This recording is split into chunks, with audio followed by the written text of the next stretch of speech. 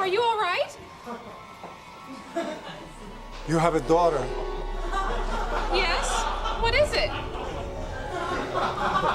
She's at home with the housekeeper. Yes? The housekeeper's just waxed the kitchen floor.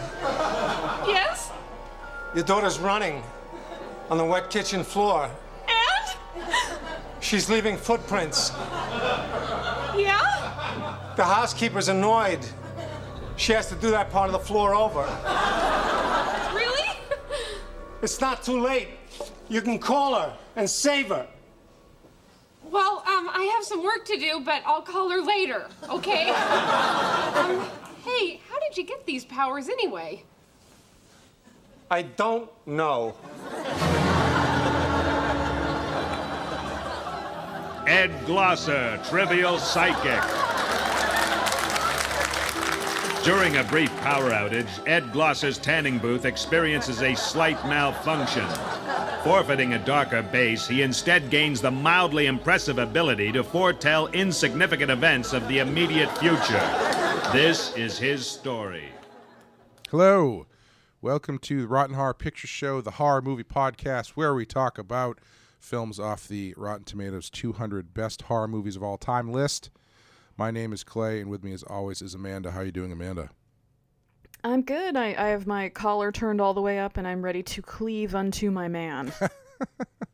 Have you prepared yourself for a real journey through hairdos? Yes. When I was in college, I had a professor, literature professor, who was really into 2001: A Space Odyssey.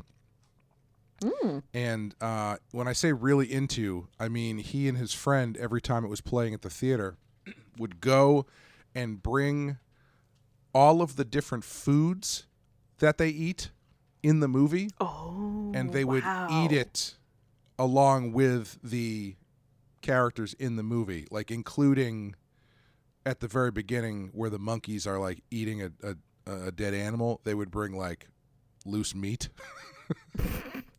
Loose meat. Yeah, just getting back to the ancestors, the carnivore. Yeah, you just got some hanging around in your kitchen. Yeah. Loose meat. Yeah. So what I'm saying is, you next time this plays in the theater or at home, next time you watch this, you should go through a hair transformation along with Christopher Walken in this movie, because it is quite a journey.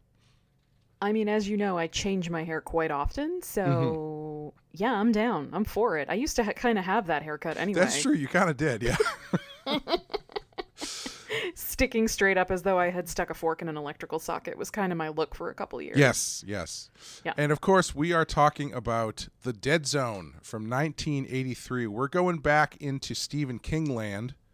Oh, yeah. After... Like we never left. We took the entirety of last year to cover the second string of Stephen King on Patreon. So if you want to hear more of our coverage and probably get some of the references I'm sure we're going to make. Yeah, because we're just going to forget it wasn't main feed right, coverage. Right, exactly. Yeah. You can find that at patreon.com/thepensky-file. But this is number 115 on our list with an 88% Rotten Tomatoes score and a 77% audience score.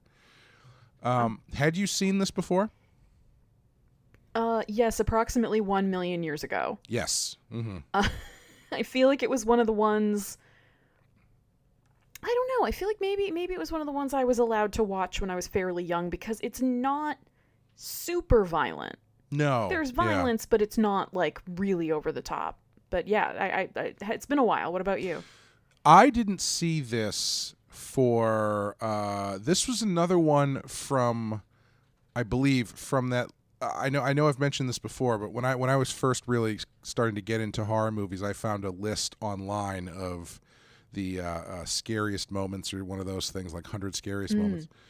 And one of the things on that list was the scene where the deputy sheriff kills himself. Oh, yeah. And so once I saw that, I was like, okay, I need to see this movie. And the strange thing about it is, I'd never read the book. Have you read the book? I have not. No. But in high school, I think I had read Cujo, And one of the things in Cujo that's a running theme in Cujo is the character of Frank Dodds, who is the serial killer in this movie that they track down in one of the vignettes. Oh, shit, huh? And there is a little bit of trivia says the novel The Dead Zone was released 2 years before the book Cujo, but the film Cujo was released about 2 months before The Dead Zone. The book Cujo is a follow-up to The Dead Zone and the first of Stephen King's books to make direct references to another. In Cujo, which also takes place in Castle Rock, Frank Dodd has become a kind of boogeyman to Castle Rock's children. It is implied that Dodd's spirit has possessed Cujo, or at least the force that made Dodd evil has inhabited the dog. And so I knew Frank Dodd from the book Cujo, and so when I saw this movie, to see him show up as this actual character, I was very surprised. And I don't think at that point I had a full understanding of how much crossover there was in Stephen King's universe. So that was fun. Yeah, I hadn't realized that. I read Cujo a million years ago, but even further back than when I saw this movie. So I don't think I ever put that together. That's cool. Yeah, and I saw it the first time I saw this. I really enjoyed it, and I've watched it a number of times since. I really enjoy going back to this one. This one is a lot of fun, and it's a really interesting piece of 80s movie ephemera where you've got Christopher Walken in his last starring role. This was the last movie that he was the lead actor in, so far, I should say. And you've got David Cronenberg coming off of Scanners, and I don't think he's done Videodrome yet, but this is sort of like that stretch where he does The Dead Zone and The Fly in here, I think, and so it's always weird to see Cronenberg showing up doing like an adapted piece or something for a studio, and putting Cronenberg and Walken together is a strange stroke of genius that I wish they had happened more than once. Yeah, not to get ahead of ourselves since we haven't even finished the intro material yet, but it's much less weird, this movie, than I expected it to be. Yes, it could be a lot weirder. Definitely could be. But yes, much more Cronenberg and or much more Walken. Yes. I mean, I don't know. This is sure. Yeah, I guess I would agree that if you could really let him off the leash if you wanted to, but there are some moments of brilliance that I'm sure we will talk about. But before we do that, we're going to take a quick break. We'll play you the trailer, and then we will talk about The Dead Zone. If the future were in your hands, the daughter's screaming. The house is burning. Would you change it? Hurry up! It's not too late. Touch this man's hand, and you are in the grip of the Dead Zone. I've had another episode. Only the imagination of author Stephen King could take you there. Johnny, wait! With a power that alters the future lives of those you love. You want to kill your own son? I want you out of here. I'm scared, Dad. Or of those you fear. I have had a vision that I am going to be president of the United States someday, and nobody, I mean nobody, gonna stop me. Is it a power for good or for evil? If God has seen fit to bless you with this gift, you should use it. Bless me? You're a devil. Son of a man. Who are you? Who sent you? I'm scared, sir.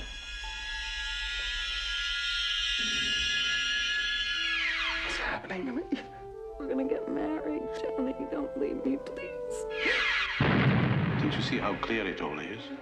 Not only can you see the future, I can change it. Skillful! Skillful! Skillful! Skillful! I was there, I saw him. Put your hand on the scanning screen and you'll go down in history with me. I saw his face. I stood there. I did nothing. Johnny!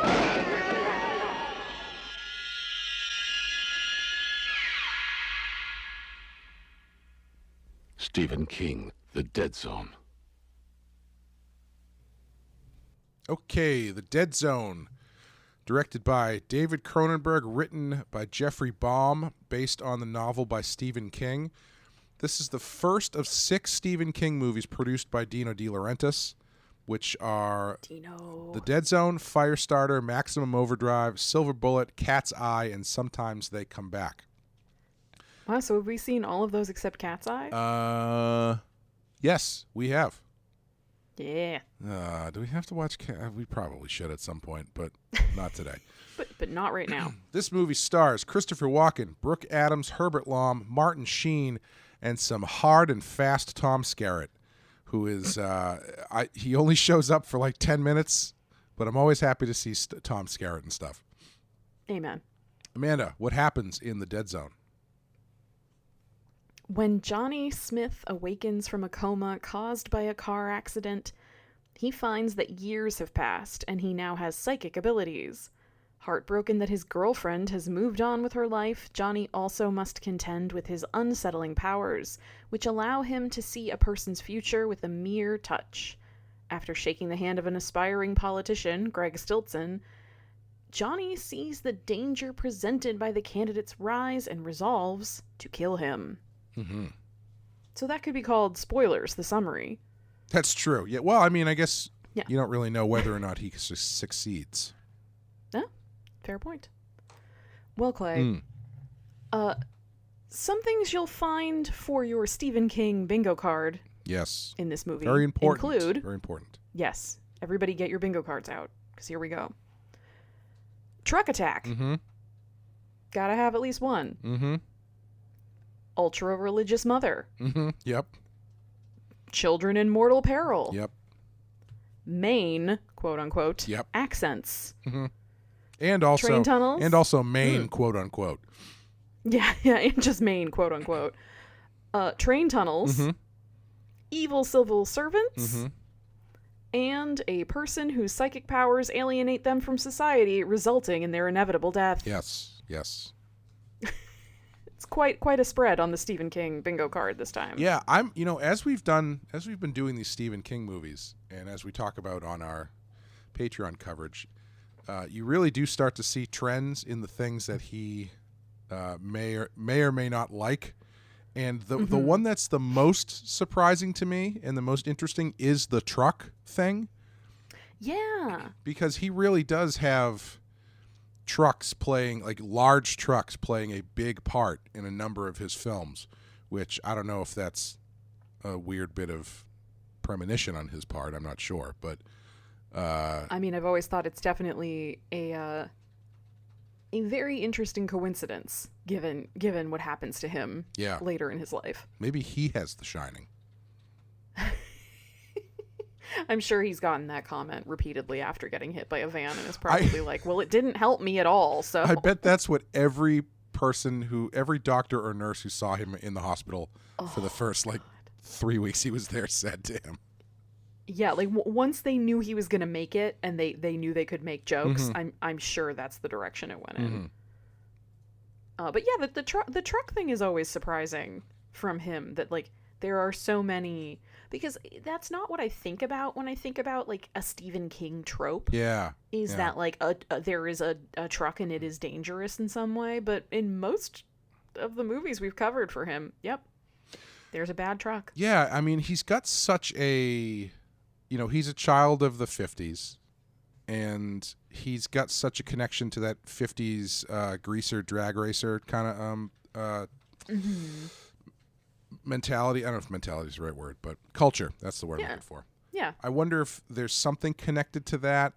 I have no idea. I'm just spitballing. It is a strange coincidence that he leans on large trucks as a point of danger and malice so often.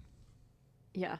And this one, as he does in this one. This one's a good one too, because that sliding milk truck thing is a great shot, where it just crests up over the road and just continues sliding towards his car. It's very cool. It's a beautiful way to almost die. Yes.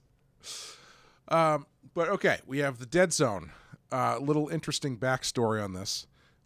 Dino De Laurentiis snatched up the rights from Lorimar Pictures and worked with Deborah Hill, who he met while working on Halloween 2, to produce this movie. And Deborah Hill actually chose David Cronenberg.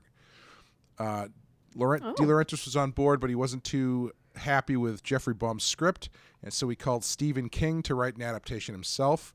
And Cronenberg hated the script. He said it was terrible, and says it was basically a really ugly, unpleasant script. Jeffrey Baum would add that King, quote, missed the point of his own book. Then De Laurentiis rejected a second script by Andrei Zulawski of Possession fame, which another movie we've covered on our Patreon if you want to go check that out, eventually returning to Jeffrey Baum to take another crack at it. Baum says that King's script was a dual narrative that follows a serial killer named the Castle Rock Killer, starting after protagonist Johnny Smith gets into an accident that leaves him in a coma for 5 years. This was the first thing that Baum threw out, deciding that he wanted to follow King's novel in the aspect that he treats Johnny's story as more episodic, getting flashes of his life as he struggles to find the responsible ways to use his newly discovered psychic abilities. The writer approached the script as a triptych and framed it in 3 acts. 1, meeting Johnny in his coma and his recovery. 2, finding the Castle Rock Killer. And 3, trying to stop rising political star Greg Stillson from causing a nuclear holocaust. And that is one of the more interesting things about this movie that I never quite picked up on because I wasn't really looking for it, is the structure. It is very much a vignette-style structure that is a little bit different than I think you get in most movies. Yeah, and I think there are some serious pros and cons to that. Sure. I think it allows you to cover a lot of distance, like thematically, and sort of show, like that summary kind of said, it shows Johnny in a couple different phases of his life. Like, you get to see him as like a happy and normal guy before this accident happens to him. You get to see him trying to come to terms with what he can now do and also his new disability. And then you get to see him kind of come into his moral responsibility that he feels through his powers. So that I think that's really effective, but I think at the same time there are also drawbacks in terms of it can feel really disjointed. I don't think the time jumps are very clear each time. Yeah. Of like how far out are we from different things that have happened. And I think it also kind of makes it hard to care about the characters because it, at least to me, it felt very much like I was at a remove from things. Yeah, it forces. I think it's interesting and it's clever because it covers a larger swath of time that allows you to really start to see Johnny kind of degrade because of what these powers are doing to him and the way that he adjusts back after into his life and everything. But what it does force you to do is kind of be a kind of clever as to how you're going to weave these characters in and out of the story. And I think the one character who I think that they handle very well is the character of Sarah, because that she very easily seems like a character that could be dumped from the story once they kind of have their reconciliation, adulterous sex with a toddler in the next room. But they find a clever way to bring her back by having her and her husband be door-to-door Stillson supporters. Yeah, and I like the way she was handled too, not only just for how they worked her into the story and kind of kept her as a through line through the whole thing, but I also think there's a different version of this story where the fact that they're not together anymore is much more, I don't know, over the top or fraught. Like, there's a lot more of like them having fights, you know what I mean? Or like, you never really loved me, how could you forget me? Like, there's a worse version of this movie that would focus more on that kind of stuff. And instead, I think the way they handled her was really well done, because for her, it has been 5 years and her life is totally different. She thought he was never going to wake up, so she met someone else. She has moved on from being a teacher. She's married. She's got a child of her own. Like, the emotion for her is still there, but it's much more muted. And I think that comes across pretty well, that like, she still has affection for him, but she's almost she's almost nostalgic for him even once he's awake again. Mm-hmm. You know what I mean? Yeah. And I liked that. I thought that was well done. I thought that was a very subtle way to handle it. Yeah, I think there is another less interesting version where they change the action of the story to be directly following Johnny and Sarah through the whole story, and like ultimately whatever the climax is involves Johnny directly saving her or something, lame like that. Right, or saving her son or something like that. Yeah. Instead the son gets used as a baby shield, which you don't see very often. And that's a real baby. Yeah. Like I rewatched that scene tonight and was just like pausing it and skipping back 10 seconds to try and see if there's a moment where it cuts real quick and they swap out like a fake baby. Mm-hmm. Nope, Martin Sheen is swinging a real crying baby around on stage screaming. Just like Michael Jackson. Don't go there, Clay. It's inappropriate. That kid's an adult now.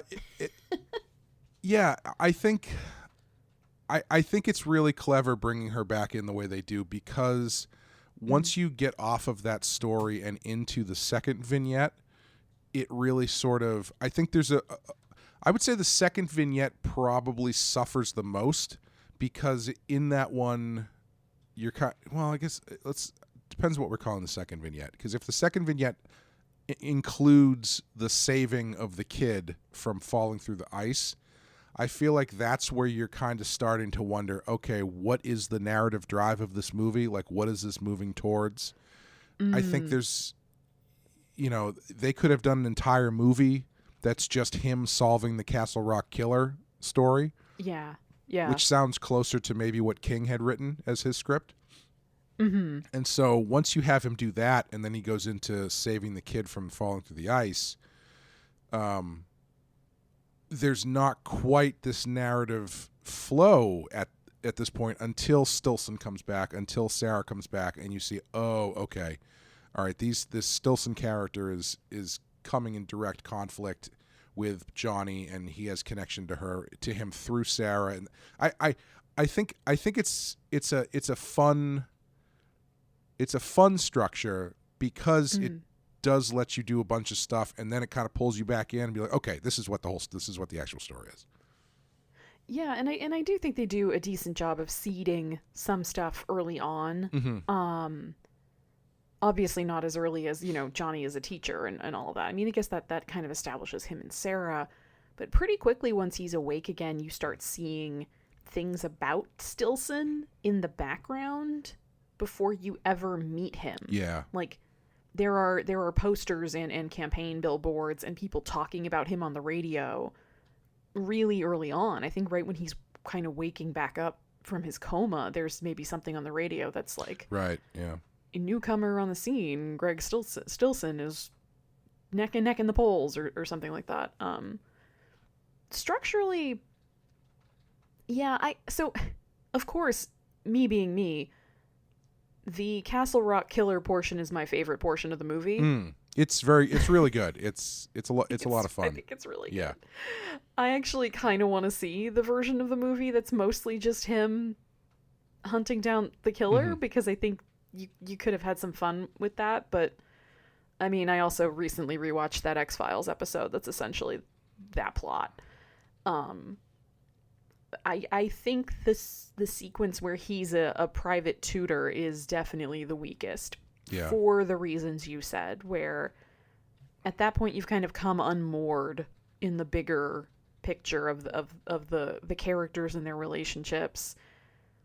And I don't know, I just never felt like there were real stakes, like, in that. I guess because you never saw the kid, like, he never even, like, gears up for hockey. Like, he doesn't even put ice skates on. He's just like, no, I'm not doing that. Yeah, Johnny is very effective. Well, I mean, when someone waltzes in to your living room and delivers arguably the greatest single line reading in the history of film. The ice is gonna break! I can understand why you would believe them right away and not want to suit up. Well, yeah, and I think, it's supposed to be representative of this like real connection that he and this kid have developed. That there's like a respect and a trust there between him and the kid, even if there's not between him and the dad. Right. Yeah. Yeah. Yeah, I think that section it's really kind of there to seed out what's coming next, right? Because the dad is involved with Stillson, and it's the first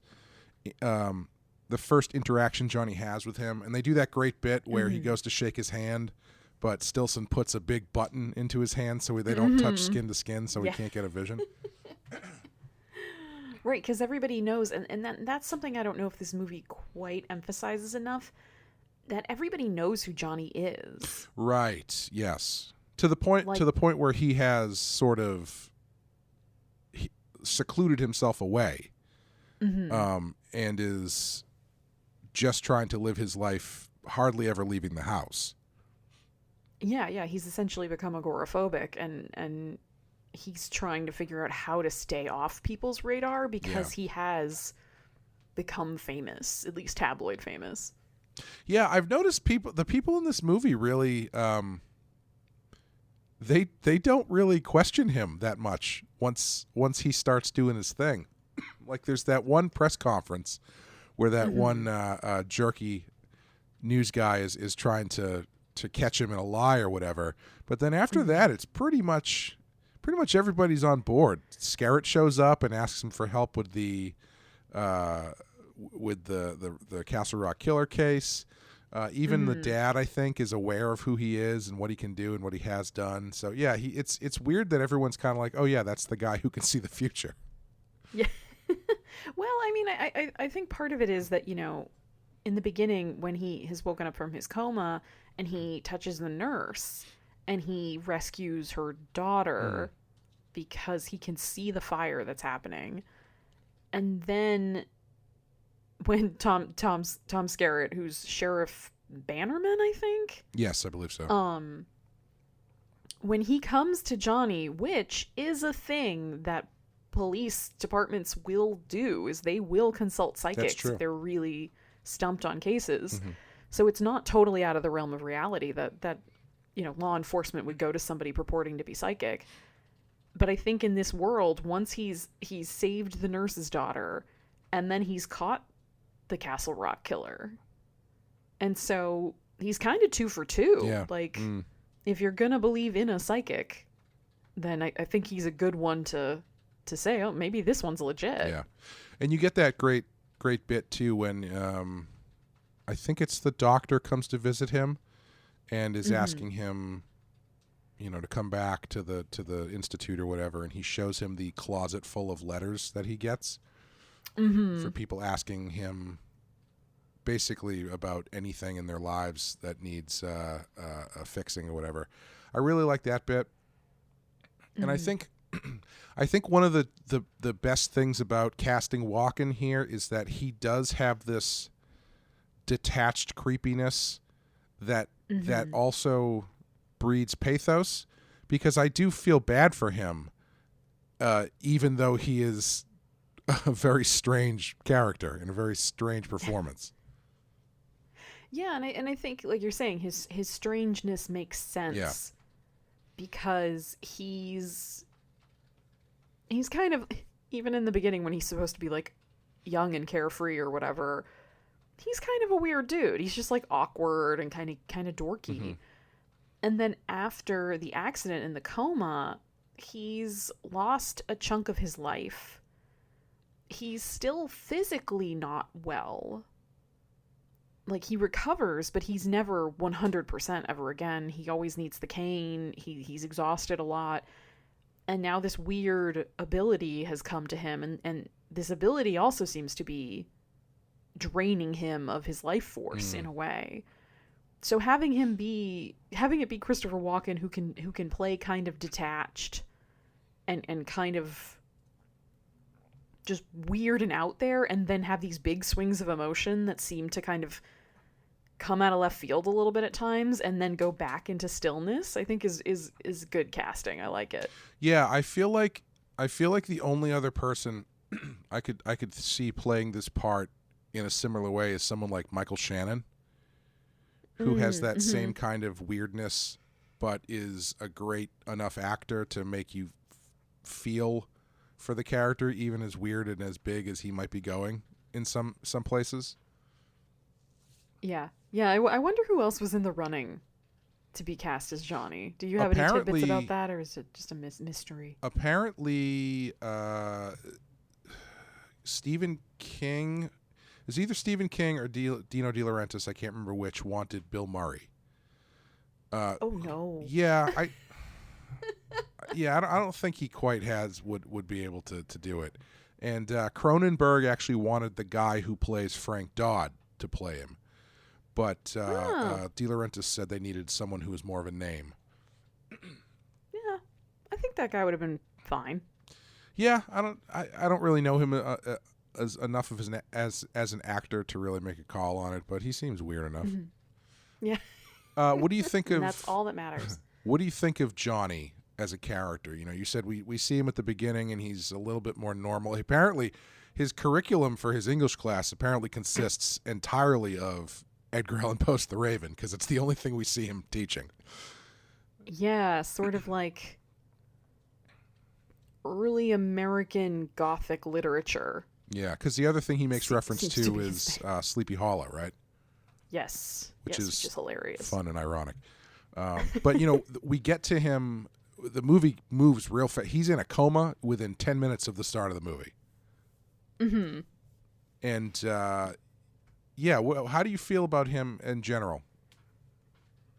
It's funny. At first, I kind of had a tough time understanding him post coma. I would say, like in his early recovery period, I kept thinking, like, if it were me, I feel like I would have more of a visceral emotional reaction to some of this stuff.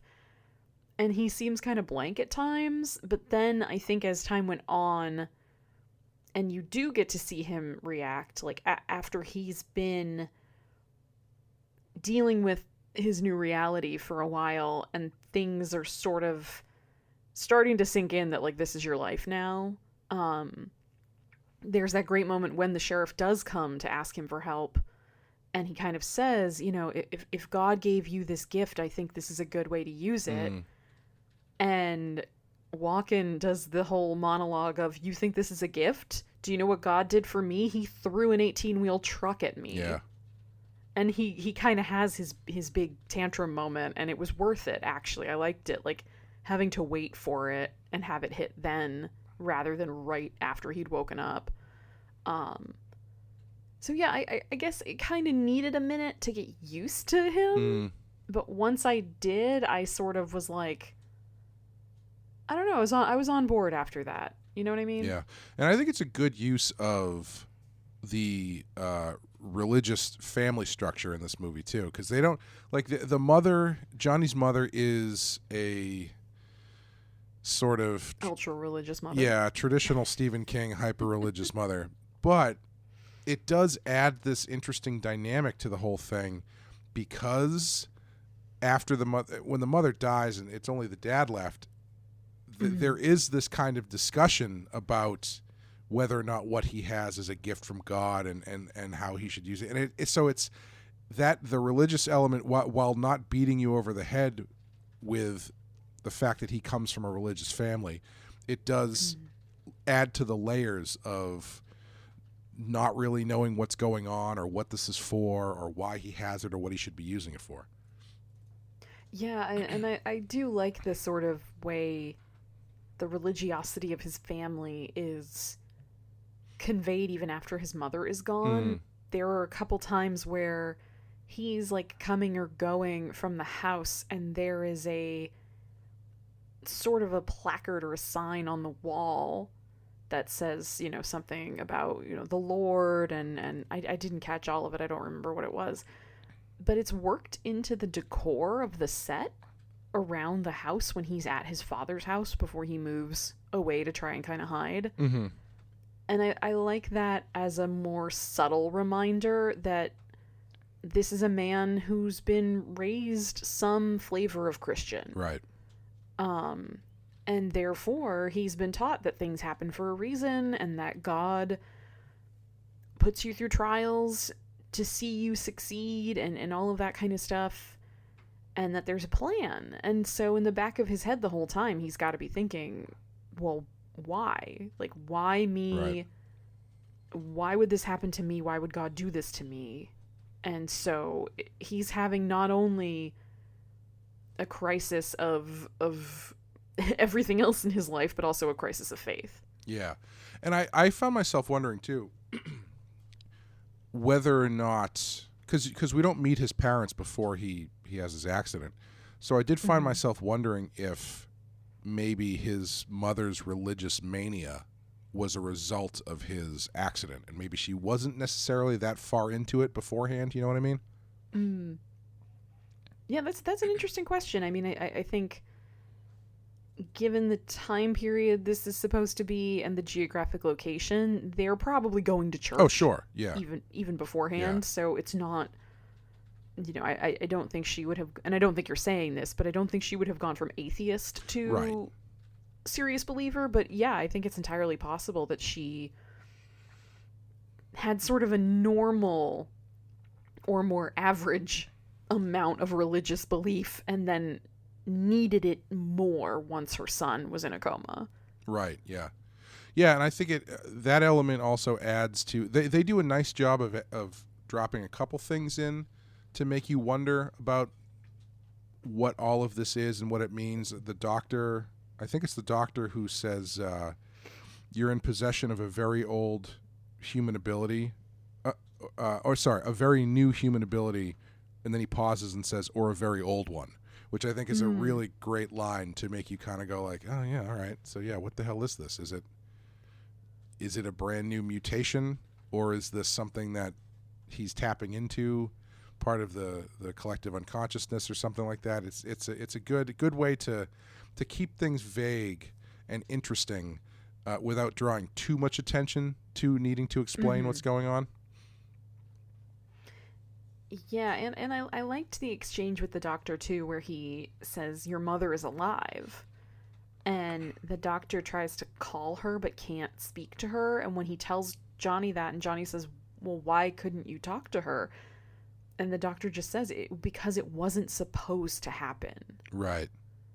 And so there is this kind of thematic overcast all the time about, is fate a real thing? And if it is, are we meant to be able to affect it? Or is it something that we're supposed to just accept and live with?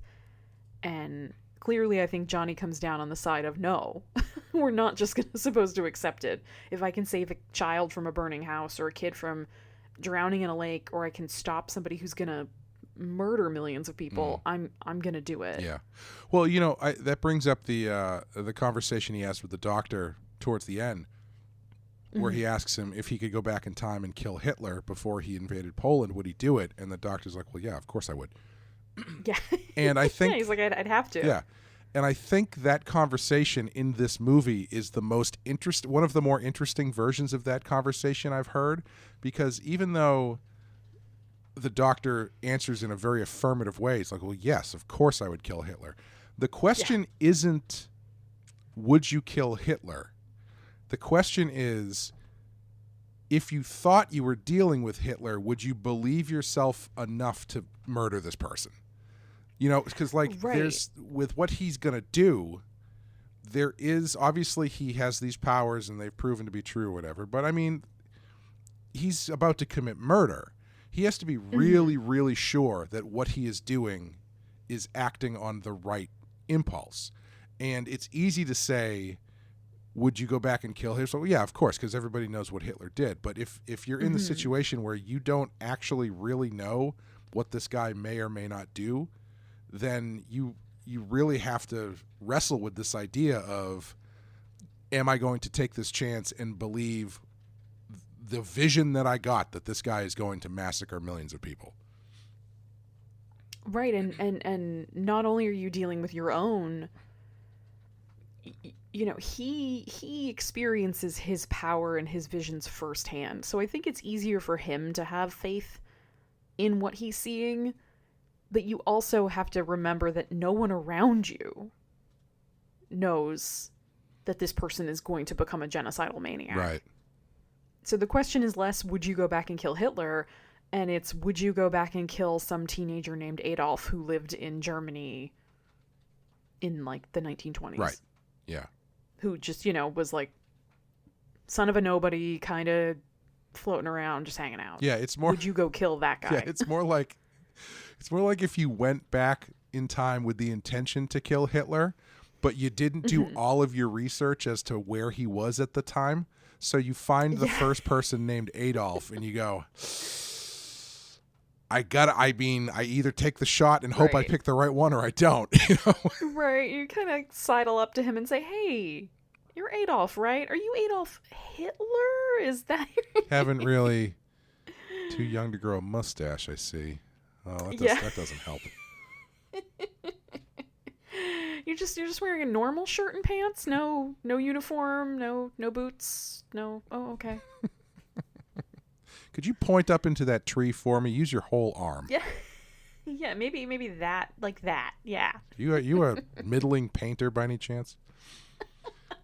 Speaking of World War II, I always... I thought you were speaking of middling painters. Well, yeah. Why not? Let's put some people on blast. Thomas Kincaid, fuck you. This is an art criticism podcast now. Painter of light, my ass. I've heard some great stories about that guy that involve public urination at Disneyland, but I won't go into those here.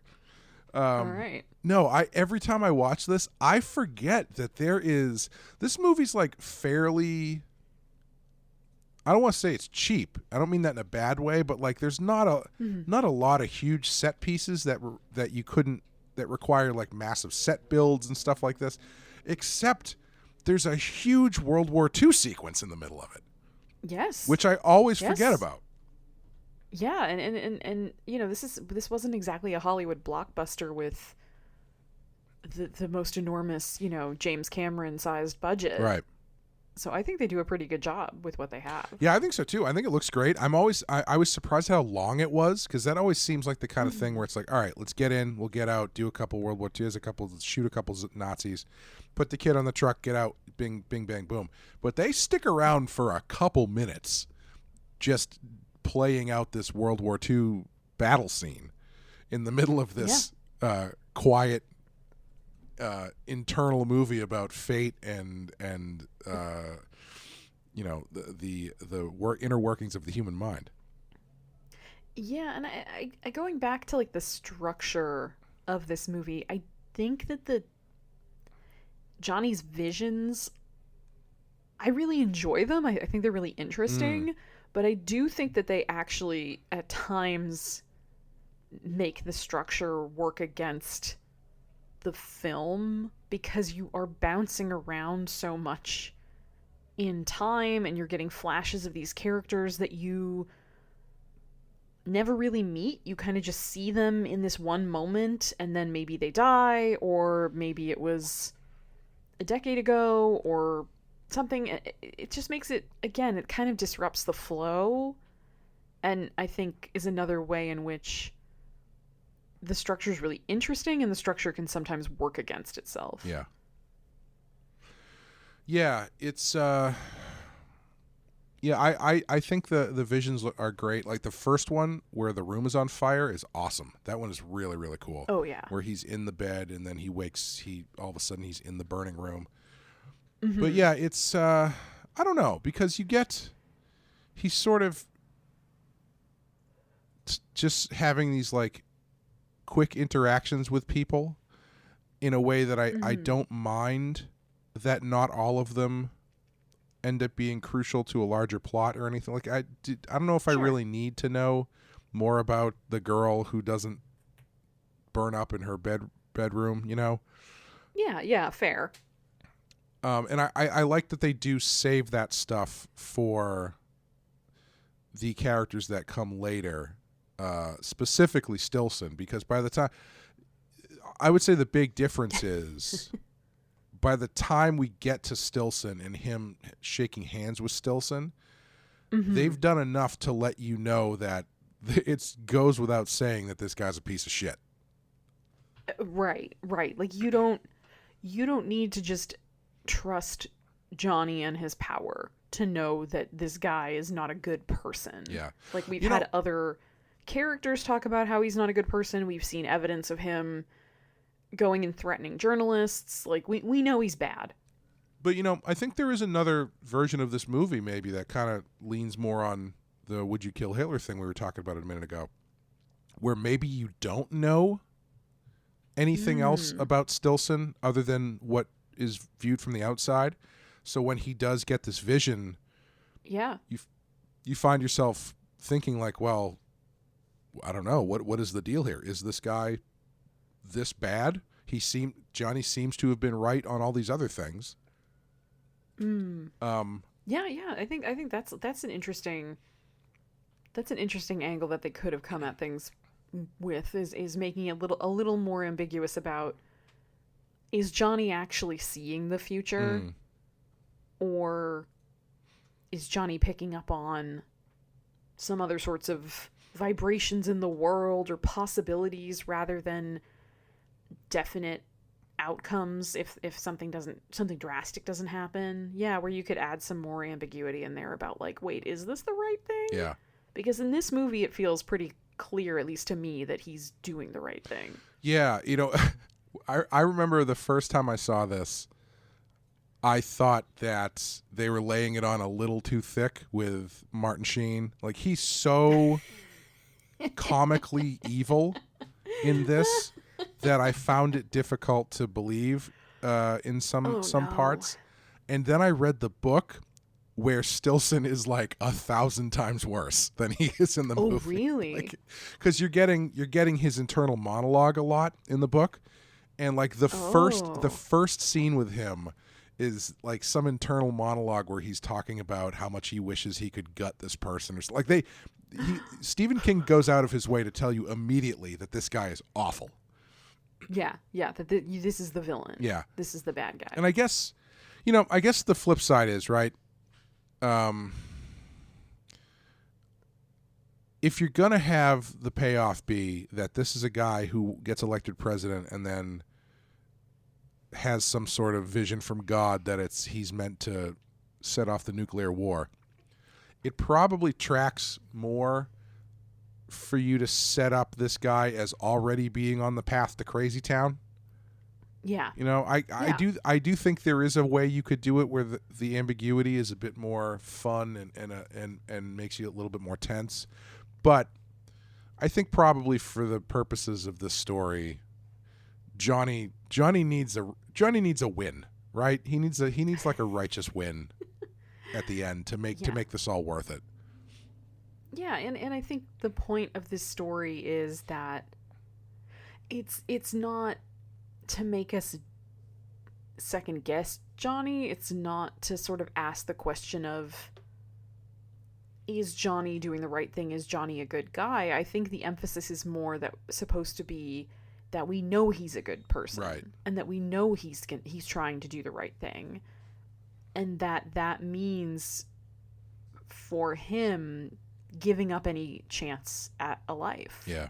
I think one of the saddest moments in this movie, and one of the most poignant, is when Sarah comes to visit with her baby, and he's just kind of sitting with them, and he's hanging out with her and her son, and it's sort of like he gets for a little while to pretend that he gets to have the family and the life that he thought he was going to have. Yeah. And I think Christopher Walken does a great job of not overplaying it, but you can tell through the whole thing that he's very melancholy.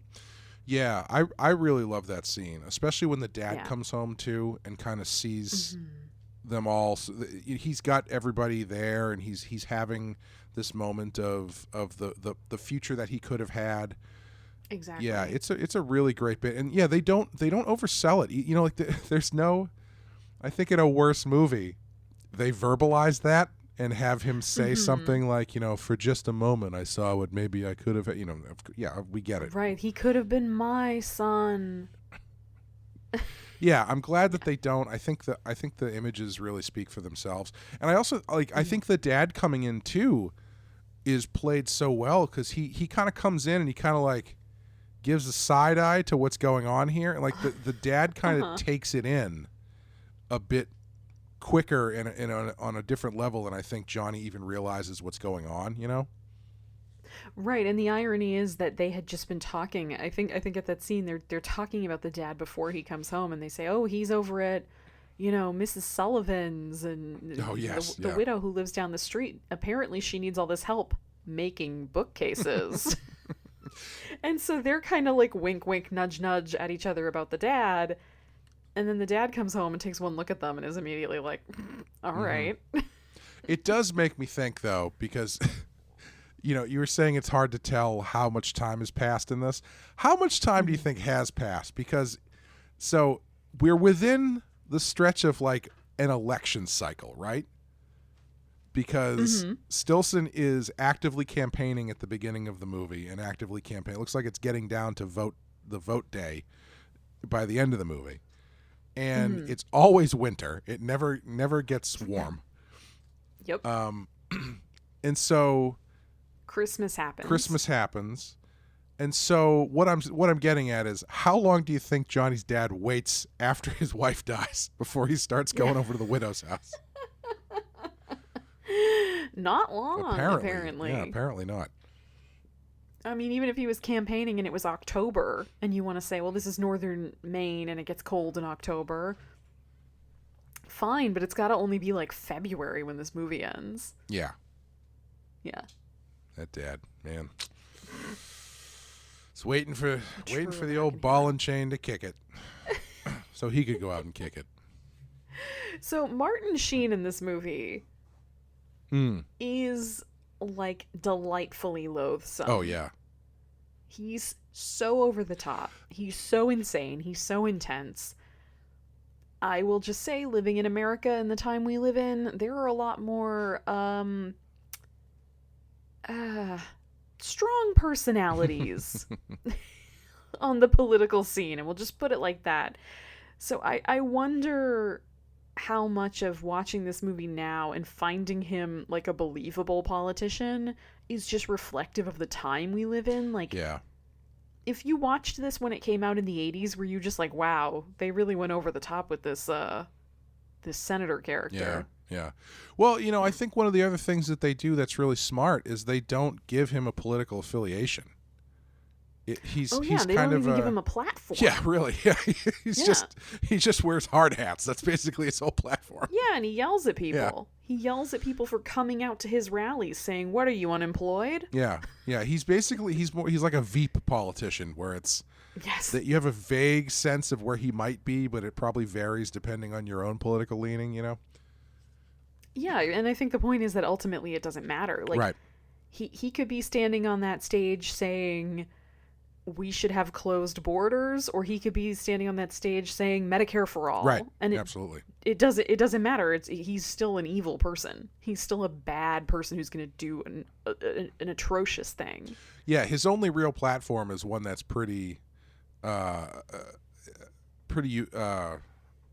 bipartisan, which is jobs, essentially. That's basically the thing he gets into.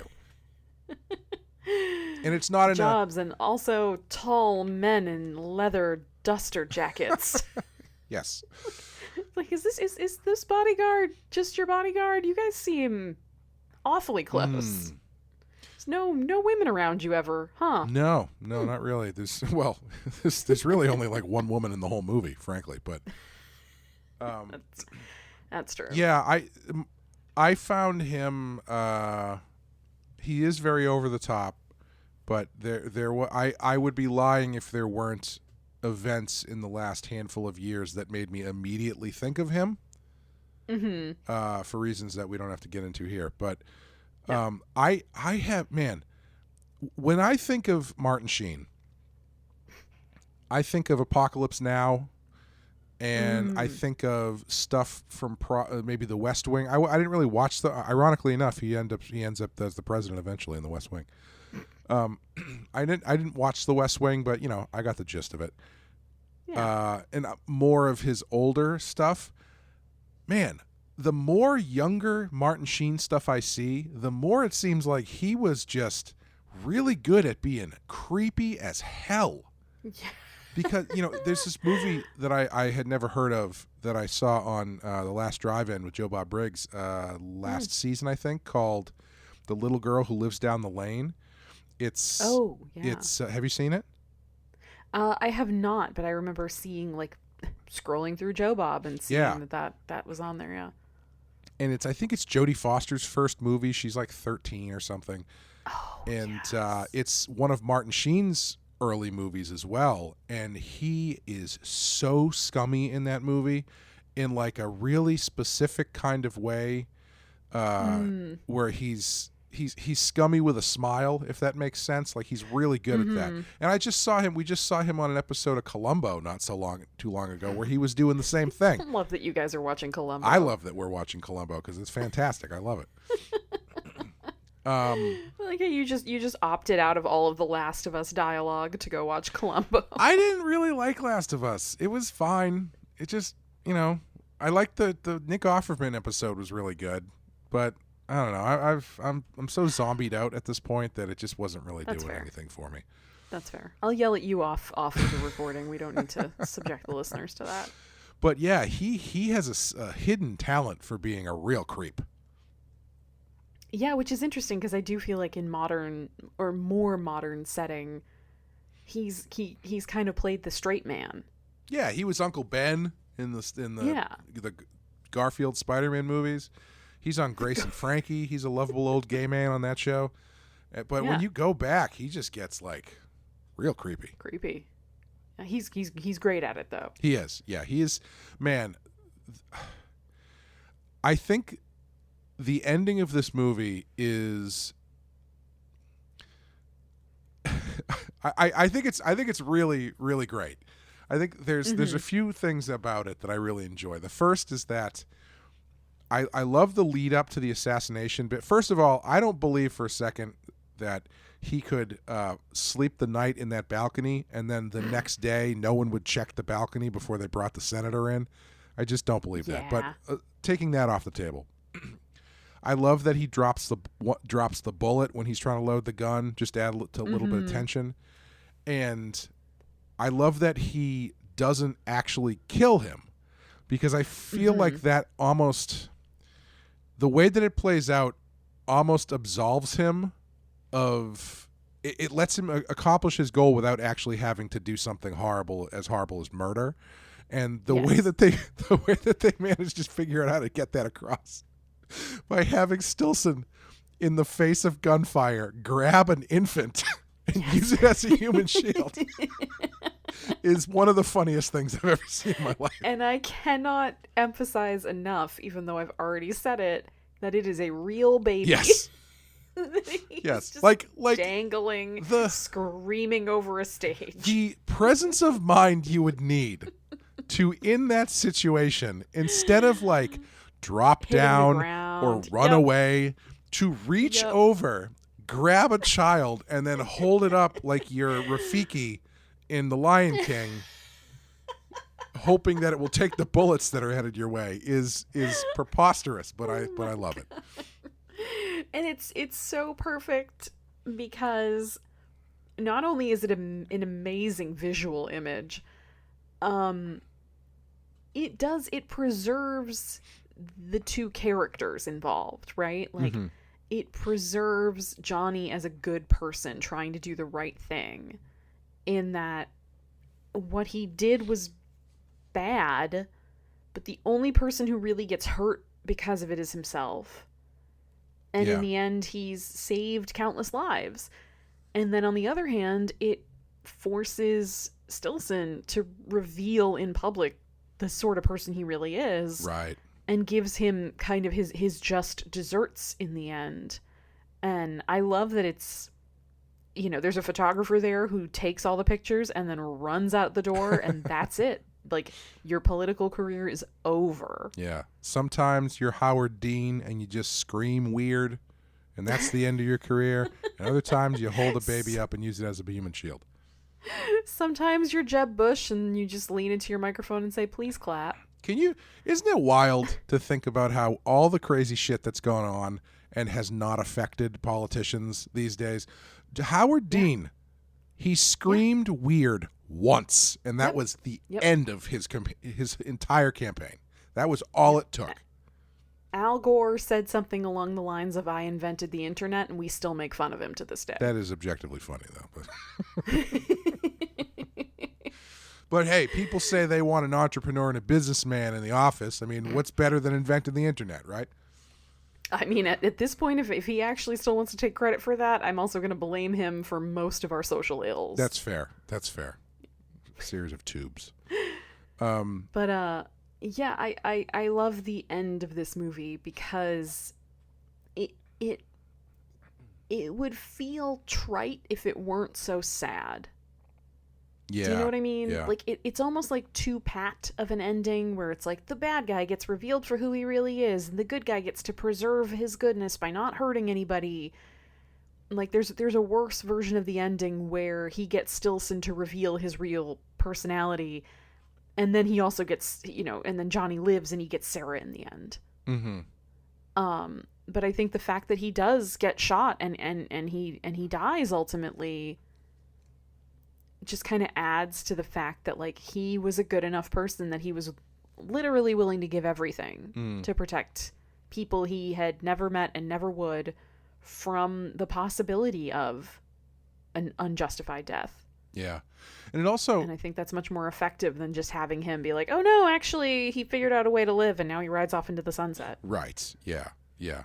And it also stays in line with the way that they depict his powers throughout the movie, which is that every time he uses it to save someone, it costs him something. His mother dies shortly after the first time he does it. Then when taking down the Castle Rock killer, he gets shot. He loses his job, and he's just physically wasting away. And eventually, obviously, he gets killed. And I think that's a part of it that is, again, it's another thing that they don't bring a lot of attention to, but it's there for you to take it in as you're watching the movie. That every time he uses this power, it costs him something. And ultimately, it costs him his life, but for a good reason. Yeah. Yeah. Do you have any idea in my notes? It's been a while since I watched this. We had to postpone our show for a week because everyone's getting sick, but everyone was sick. I have in my notes hot buttered Cheerios ? And I can't remember why I wrote that down. I don't know either, but I even skimmed our chat thread from the night we did watch this movie, and I saw that you said it in the chat, so you must have been really excited about it, whatever that was. I don't know if it's in the background somewhere. Maybe it's on the back of a box, like a recipe or something. Or does somebody kind of say it in like a throwaway line? I mean, that's a great exclamation. Like you walk in to the gazebo and you find the next victim Cheerios. Of the Castle Rock killer, and you just exclaim, well, hot buttered Cheerios. My note to myself was that the true lesson of this movie was never to follow a man into a gazebo. Yes. Yes. What do you think is creepier, following a man into a gazebo or going with a man to apparently an abandoned amusement park to ride a roller coaster once and then leave it? So I think the difference in these situations is Sarah had been dating Johnny long term. Mm-hmm. They were serious about each other, and that was a sweet date. Private amusement park date sounds great to me. I was really trying to decide whether or not it was meant to be a private date or if it was just like, we don't have the money to show people. I think it's probably more like we don't have the money to show people, but I am choosing to say that it is a private amusement park date, in which case, extremely romantic. Random dude who, as you walk by in the middle of the coldest winter in Ontario, yells at you to smile and then tells you he wants to show you something in the gazebo. Fuck right off with that. Absolutely not. They knew each other. They were friends. If I were outside and I passed by you and you told me to give you a smile, I would be like, I'm calling Caitlin and then I'm calling the police. No, that's fair. If I walked by a gazebo and my mother was in the gazebo and said, "Hey, come up here, I want to show you something," I would not trust her. Especially not if she started with, "Why don't you give me a smile?" Yeah, well, mother just wants to see you happy. Aww. The one thing in this movie is they kind of get into where the title comes from, but I guess it's different from the book. It says, the movie doesn't explain the meaning of the phrase dead zone like the book does. Stephen King was going off old theories that people only use 10% of their brains, and that we haven't even unlocked the secrets of the other 90%, and that when Johnny was in his coma, his brain had to create new pathways to get around the paralyzed part of his mind. So new pathways were created in the dead zone, which is the 90% that people normally don't use. And this enabled him to develop powers of ESP and second sight. We know this theory is wrong. In fact, people use 100% of their brains, but the book came out in 1979, so... Yeah, we can forgive him for that scientific error. Yeah, and I can't remember exactly what they name dropped the title. It has something to do with... There's like in his visions, it's basically like a variable or something, where it's a dead zone where he's not totally sure about all the specifics of the vision or something. Yeah, exactly. It's that. It's kind of like a blank spot in the midst of his visions that shows that there's a gap in between where something can be changed.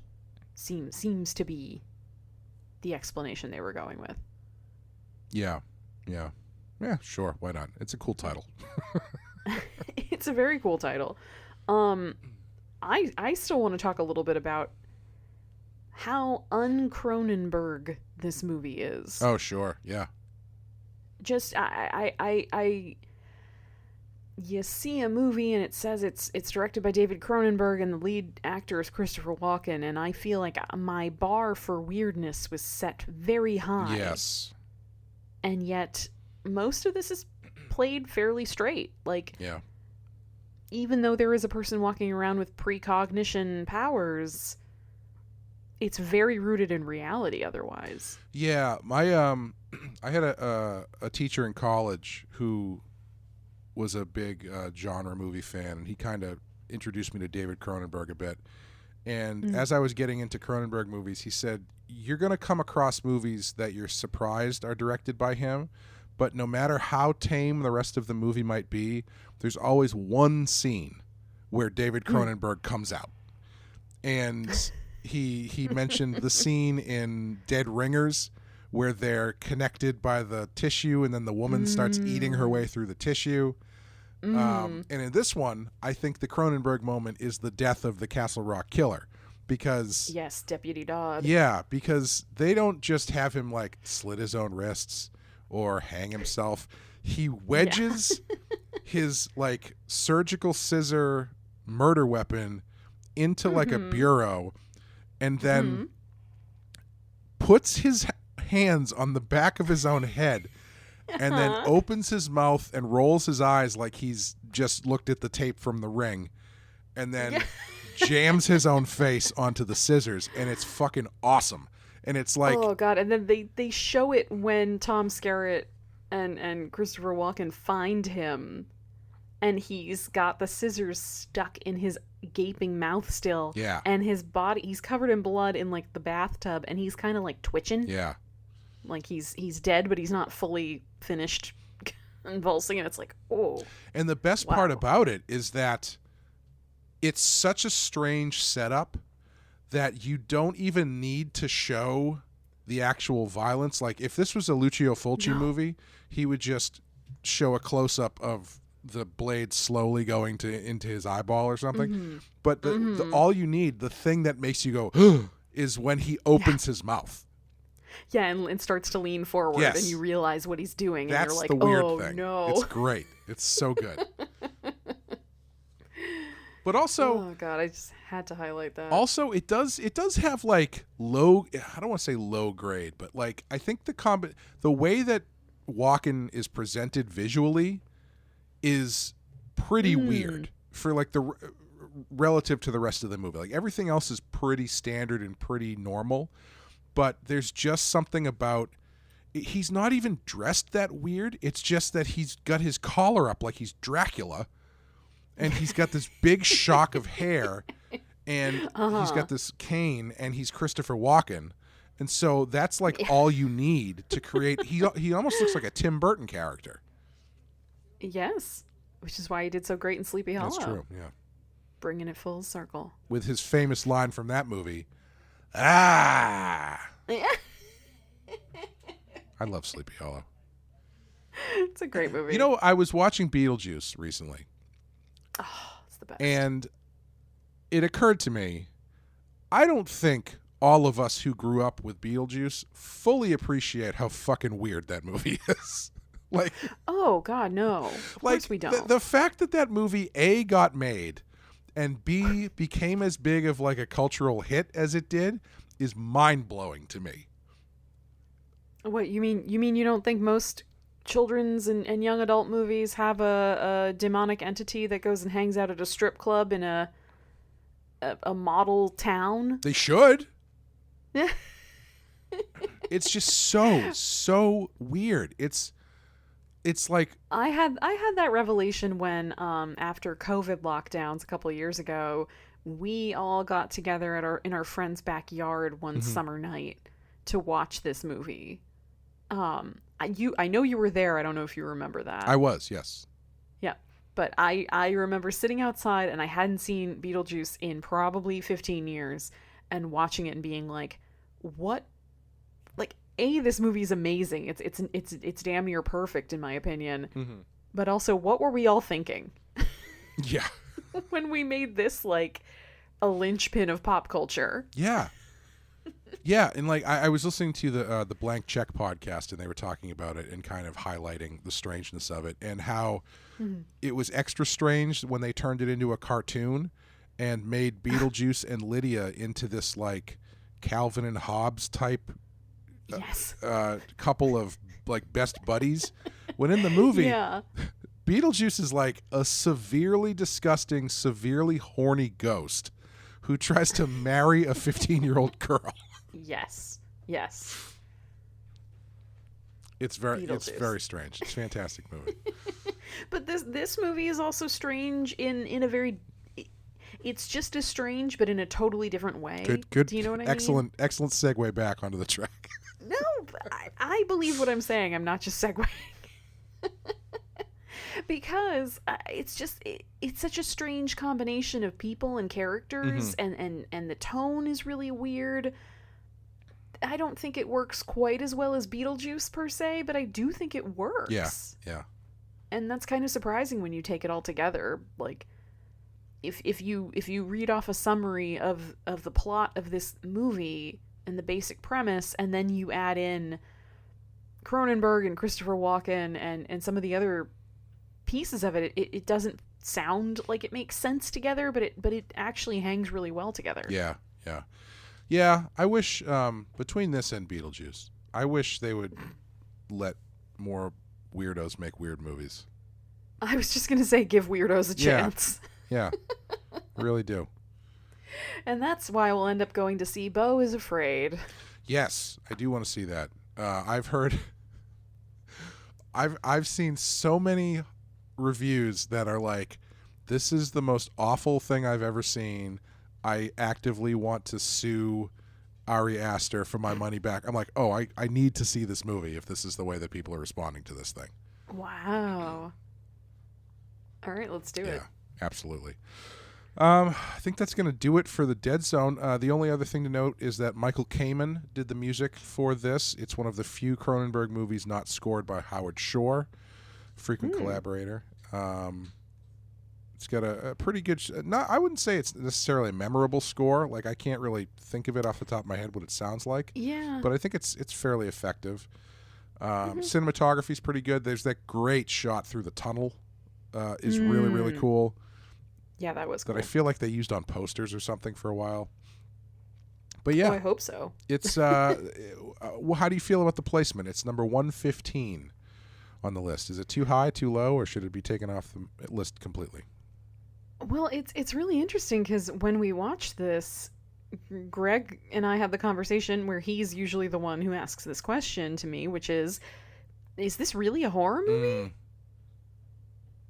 And sometimes I'm able to kind of say to him, like, well, yeah, of course it is because of X, Y, and Z. And this one was interesting where I was like, I don't know. Yeah. I think if it was ever made in the iteration that you mentioned earlier, where it's about hunting down the serial killer almost like in full, then that would feel more like a horror movie to me than maybe what this felt like. Yeah. So I don't know. This feels somewhat. I guess the thing that keeps it from fully being just like a sci-fi movie is they don't say definitively one way or the other, this is how you're having these visions. Yeah.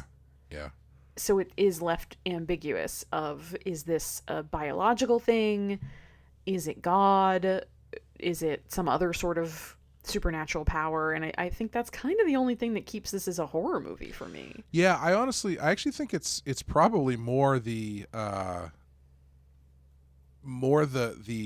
elements on the surface than the actual story that make it a horror film.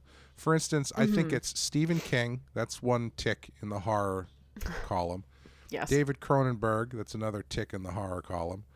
Supernatural powers. Tick in the horror column. And it has the word dead in the title. Honestly, I'm only kind of being facetious, where like I feel like that's kind of doing the heavy lifting for most of the why it would be considered horror, because it's not really scary. It's like existentially scary maybe, but it's not. Right. It's not like right. it's not a terrifying film. It's no Pope's Exorcist, is what I'm saying. I can't wait to hear more about what you thought of that I loved one. Yeah, but so I would keep this on the list. 115 feels kind of high to me. Yeah. Just again because I think like you were saying, it's mostly the fact that there's dead in the title that it's why it ends up on here, and in the Stephen King connection. But I think if this was a movie that was an original script, not a Stephen King adaptation, and it was just called Johnny's Premonitions, Fun 5 Years, then it would, yeah. I don't know if it would even be on this list. So I'm fine keeping it on here, but I don't know if I would give it 115. Yeah, 115, looking at the list, it's a very strange part of the list, because we've got 114 is Bone Tomahawk, 113 is Duel, 116 is The Orphanage, 117 is the 2021 Candyman. Then we've got Rare Exports and Henry Portrait of a Serial Killer. Martin is at 121. Blair Witch is 111.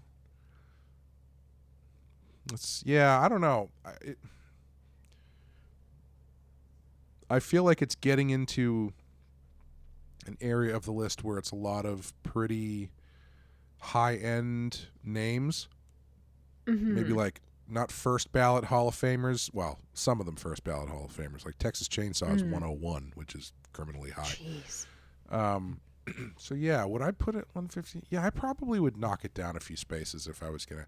I don't want to say one. I feel like all the movies where we're like, yeah, I would knock it down. I feel like we've put them all at like 150. I think. Yeah. Our 150 is like a 12-way tie at this point.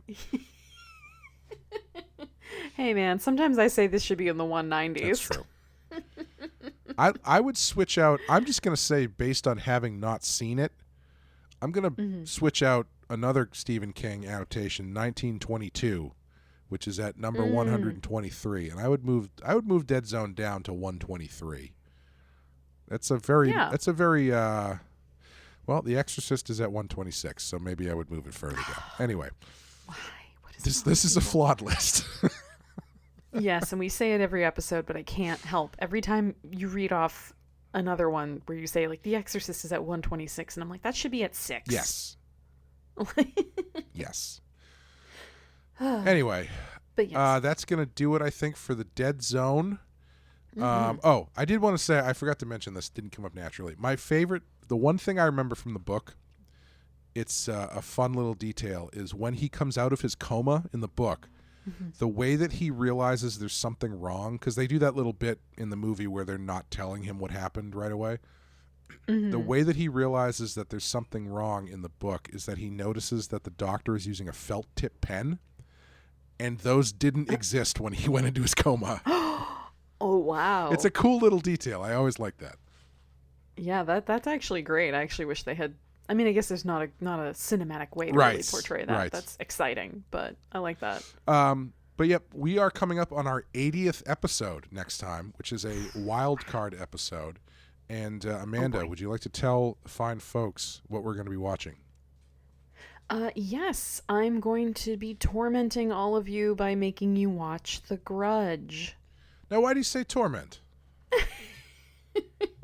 Because I remember people hating that movie. Interesting. Yeah, I remember I remember seeing it at the time, and right on the back of The Ring, and which is why I want to make us do it. But I don't remember really what I thought of it. I'm very excited to rewatch it because it's been a really long time, and I really loved this movie. And so I'm very curious to see how it's held up and how we feel about it, having watched The Ring not too long ago. Yeah, I don't know if I've seen it since it was in the theater, honestly. Well, get ready for a creepy-ass little kid living in your attic. Yeah, great trailer. I remember the trailer being really good. And, I mean, anyone who has listened to any episode of any of the podcasts I do will know there's another factor of this movie I'll be more interested in to talk about. But we'll get to that next time when we talk about The Grudge. Leave it on a cliffhanger. If you'd like to help support the show, head over to patreon.com/thepenskyfile, and you can find the coverage Amanda and I have been doing this year, going through the video nasties list, watching some delightfully gory and disgusting and controversial horror movies once a month. Last year we did the second string of Stephen King. Year before that we did the Friday the 13th series. So, we're just trucking our way through middle of the road horror movies for your pleasure. Yeah. Actually, no. I think this I've really liked all the video nasties we've watched. I feel like they've been, at the very least, great conversations and great to talk about, regardless of the quality of the movie. So yes, hopefully that continues for the rest of the year. I have high hopes. I feel like after doing the Friday the 13th year, it's been all uphill for me. But thank you guys for listening. Thank you, Amanda, for joining me. Oh, thank you, Clay. And we'll see you next time. Bye, everyone.